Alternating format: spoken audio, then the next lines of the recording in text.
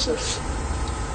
Dr. Samaratna, is this concerning to you that Mr. Korithuaku's proposals have not been included in the report? Well, if he has submitted They're not bad proposals, they are good proposals.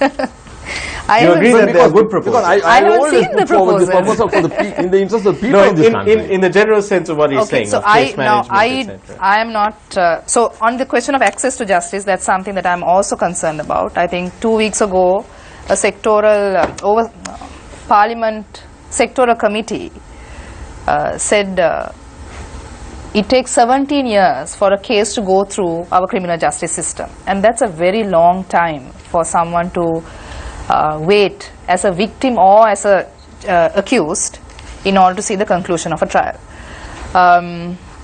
We have very, very serious issues related to access to justice. While, of course, the judiciary perhaps needs to improve in how it manages the cases, we must not forget that the judiciary is not the only stakeholder. We also have to look at how the legal profession represents clients and look at our responsibility in this area.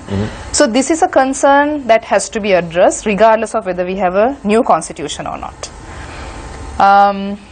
Just to go back to the Public Representations Committee, as per their own report, they identify they describe rather that they have accepted submissions from over 2,500 persons, oral and written representation, and that further over 800 representations were made via email, 150 by way of fax messages, 60 by telephone messages, and 700 representations by post or handed over at the office. So I don't know what happened to your I really sent it by email from London. When I returned to Sri Lanka, I furnished another document, and same thing. I talked to them and furnished another copy. But still, because there are very serious changes made. Now, a list was given. Yeah. Now, who is selecting this is the best proposal, this is not best? How we are demarcating? Dr. Samaratna, there are some questions regarding, Yes. I mean, I have some questions. And now I've regarding been fast turned into an apologist for everything that they are criticizing. But yes, let's go for it. So I'll pose this question to you. Yes. You don't have to be an apologist. I'll ask you I'm this not an question apologist. as an academic. Yes. Do you feel that the Public Representations Committee, in that entire process of how the proposals were accepted, who proposals were accepted from, which proposals, do you see a lack of intellectual discipline in this process? So I'm not an apologist, but I am an optimist, I must confess. Like I said, if you look at the consultation processes that were undertaken in the constitutions that were proposed and adopted in the past, this is by far the most accessible process that was adopted. If you recall, the committee was appointed, I think, in January 2016.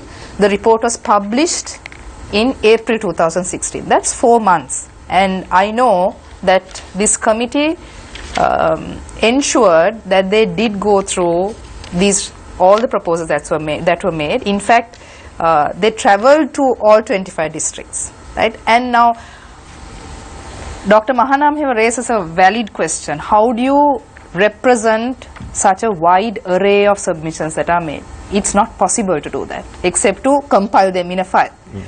But if you go through the report, the committee tries its best to distill the differences of opinion. And in that, for me, is the strength in this report. It makes certain recommendations and then it identifies that there were disagreements